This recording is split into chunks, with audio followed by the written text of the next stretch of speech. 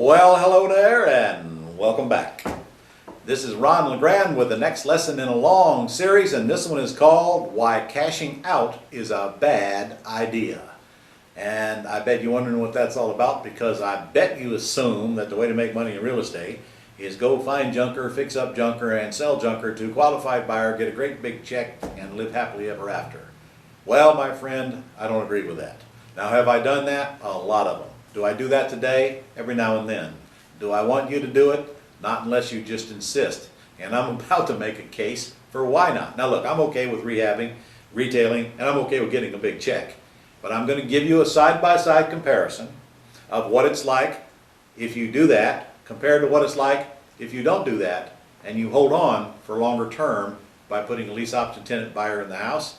And then I'll just let you decide which one of these mathematical formulas you think comes out the best on the bottom line for you. I'll tell you this much, you're going to be shocked when you see the answers. So let's get going. On your screen right now, you see a list of numbers. In that list of numbers, we're going to start with a $125,000 property. Now this is an ARV, after repair value of $125,000, which also is the sales price in my example. Now let's say we paid $60,000 cash on this bank-owned property that we bought through an agent and got it accepted because it needed $15,000 worth of repairs. Now look, $15,000 worth of repairs that we can do looks like about 30 or 40 to the average untrained eye. But we're using a $15,000 real number, materials and labors, which is a pretty good size renovation on a house that'll sell for $125,000. I can tell you that for a lot. I've done a lot of $15,000 renovations. Man, I'm telling you, that would include a roof, a kitchen, new carpet, paint inside and out, and various other sundries on a single family house that would sell for $125,000 in most cities. All right, now let's say that you had to fund this deal by going to a private lender, not a mortgage broker sharp, but a private lender, somebody you know or somebody you're about to know, because you followed our training and you've let the world know that you can get them a high rate of return safely for their money, and you found a friend, associate, or a relative who's got some money in an IRA or other investment capital they'd like to get a high rate of return on safely. Now, I'm going to put a 10% interest rate in here to be conservative. I would give 7 if you give 10. I don't care. I really don't care what your interest rate is, especially if you're rehabbing the property and flipping it. But I'm using 10%, and I'm going to say that it took us 6 months to buy this house, fix this house, and flip this house. Therefore, we accrued $4,000 worth of interest during that 6-month period because we borrowed $80,000. Our loan amount is $80,000, which is, if you'll follow my lead, you will always borrow more than you need. We needed $60 to buy it, $15 to repair it. That's $75, so we borrow at least $80. Because I want you to come home from closing the day you buy the house with money in your hands beyond what you need to repair. We call that mad money. You get mad if you don't get it. Now yes, you could have borrowed more than 80, but in my example, we only borrowed 80, which is a very low loan-to-value ratio, I might point out, on a $125,000 house. So, if we borrowed 80 at 10%, that's $8,000 a year, so a half a year is $4,000 in interest. Now, we may or may not have written a check for that interest, because if I borrowed money knowing I'm going to flip the property, I would have had the interest accrue, which means there's no monthly payments. So when I paid it off, I'd owe the 80 plus the 4, but no payments in the middle. Either way, it's an expense. Even if I didn't write a check for it, it's coming out of my net profit. And that's what we're trying to get to the bottom line here is, what is our net profit if we cash out of this house? Next is closing costs, both buying and selling. Now, my friend, I've got an 8% factor in there for closing cost, and you're going to say, but it don't cost 8% closing costs, and I'm going to say, then you haven't done one of these deals yet because you're forgetting one thing. When you're selling a $125,000 house, it's likely you're going to be paying all the closing costs for your buyer because they simply don't have the money. And you can pay up to 6% of the buyer's closing cost. So by the time you pay your cost, and their cost, assuming you do not even have a realtor involved. If I were you, I'd use 8%, $10,000 in this case on a $125,000 house. Maybe you should go do two or three of these things and then come back and tell me how wrong I was. I dare you. But in the meantime, we're going to use my math, since I've renovated and sold approximately 600 houses. All right, next we're going to go down to holding cost. Holding cost will kind of fool you if you forget about them. That includes taxes that accrue. No, I know you don't write a check for them until they come out of your sales proceeds, but they're still accruing and they're still an expense. You got insurance, which you will write a check for, and then you've got maintenance. You know, you got to keep those utilities on. You got to keep that lawn mowed. Somebody's got to run by and check it, put signs up, and that includes, you know, all of that stuff. And $2,000 is a pretty cheap holding cost for a $125,000 house using our 6-month example now. And by the way, if you want to challenge me on that, go right ahead, challenge away. But you go ahead and buy one, renovate one, find qualified buyer, getting to the closing table in less than 6 months, and then you can send me a letter and just brag how you got it done quicker. I won't hold my breath though. Next line is hedge factor. Hedge factor is the Murphy factor. You got Murphy where you live, he surely lives here, I'll tell you that. In other words, what if I have a cost overrun on any of these items? That's a hedge factor. What if I have to lower my sales price? That's a hedge factor.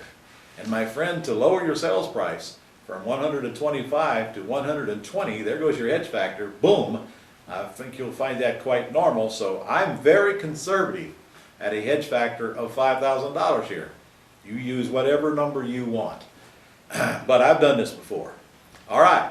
So I started off with a $125,000 house that I've sold for $125,000, that I paid $60,000 for, and my net profit is $29,000. I got nothing wrong with that.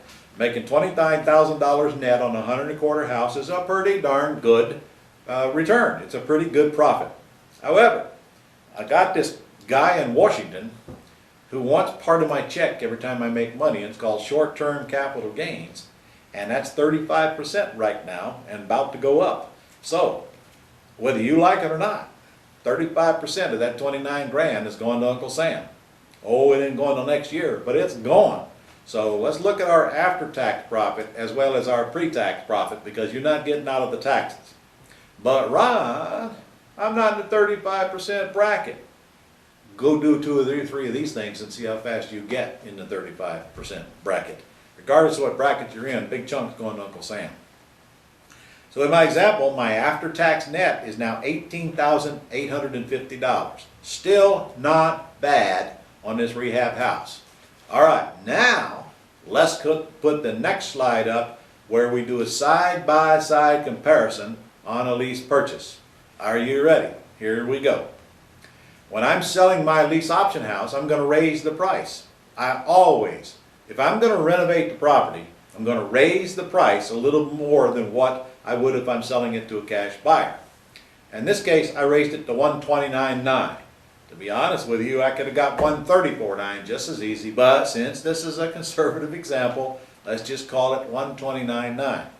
Now next, well, I did pay 60 grand for it regardless of how I sold it. My purchase price is the same. But next, when I'm renovating a house with the intent of putting a lease option tenant buyer in there, I don't spend near as much money on repairs as when I'm intending to put a cash buyer in.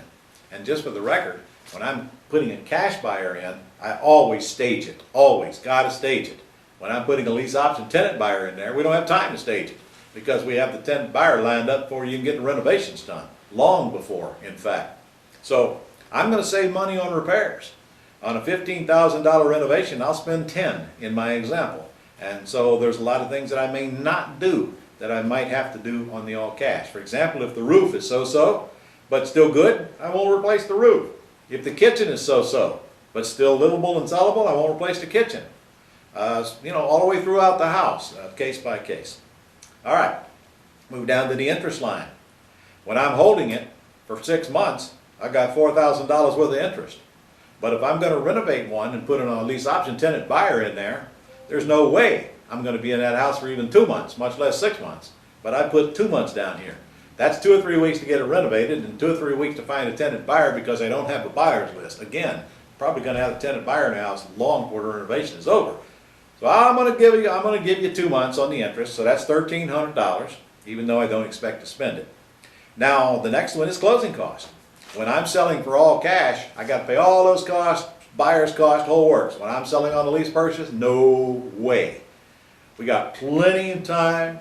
Buyer lives in the house. They understand they got to come up with down payment along the way. They understand they got to come up with closing costs. I do not absorb that responsibility. I don't really care how long it takes them.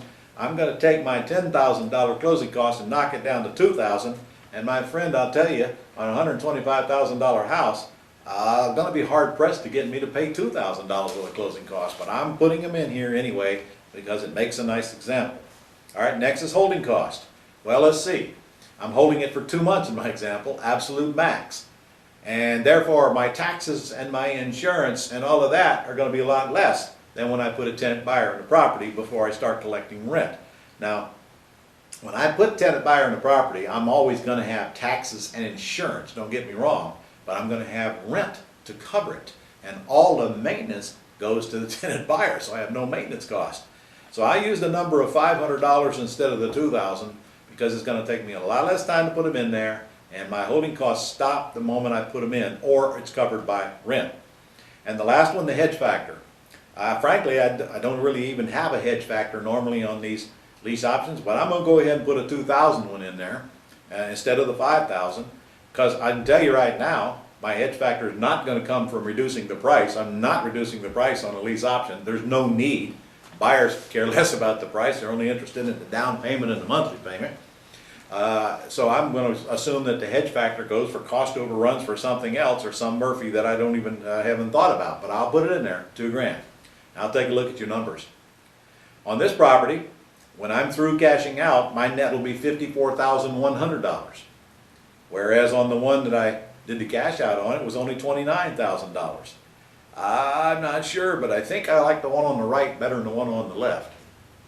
And on my taxes, I'm paying long-term capital gains, not short-term capital gains. 15% maximum capital gains right now. So my tax bill is $8,100 instead of $10,000, even though my profit is twice as much. So I make twice as much profit and pay half the or less taxes. How do you like that? That's pretty good. God bless the IRS, huh? Now look at my after-tax net. On the right, it's $45,500. On the left, it's $18,850.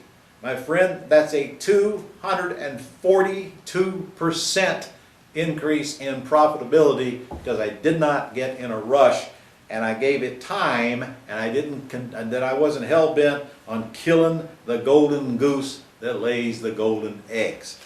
But Ron, what about my cash flow? I need to get that check. All right, let's move on to that then. On your screen, let's look at when you do cash out with a qualified buyer, you will get $5,000 from the loan proceeds. That's the day you buy, and you won't get another nickel until the day you sell. And remember now, that $5,000 comes out of that $18,000 worth of profit we had over there, so you're still only getting a total of $18,850 after tax profit. You're just getting $5,000 of it now and the rest of it later. And you keep that in mind. Now let's go to the next slide when you lease option, and you watch this. When I put a tenant buyer in a property that's been freshly renovated like that on a lease purchase deal, I expect to get at least $5,000 and quite often get more than that. My friend, I have put people in $90,000 houses and gotten $15,000 non-refundable deposits. So I think it's fair to assume that we'll get at least a $10,000 upfront deposit, but I put in here $5,000 to $15,000 somewhere. You just pick it somewhere along the line. Now look at that first line, $10,000 loan proceeds, because I only needed 10 to repair it. On the cash out example, I only left with 5 because I put 15 in repairs. But on my lease option deal, I'm left with 10 because I'm only putting 10 in repairs. And I go back and take a look at that math. So I'm coming home with $10,000 extra I can call my own. I'm going to get somewhere between $5,000 and $15,000 from the non-refundable deposit. And before I go any further, let me ask you, is that more than you get out of the total cash out that you have to wait 6 months to get? I'm actually getting more cash now on a lease purchase deal than I would on the cash out deal, but I'm getting mine quickly in the first or the second month instead of waiting 6 months, and then I'm going to pay less taxes on it. But hey, I also get $534 a month positive cash flow forever, or until that tenant buyer cashes out, if they ever cash out. And that I'm using a $1,200 rent figure, which is very reasonable for a $125,000 freshly renovated house, minus the $666 interest-only payment.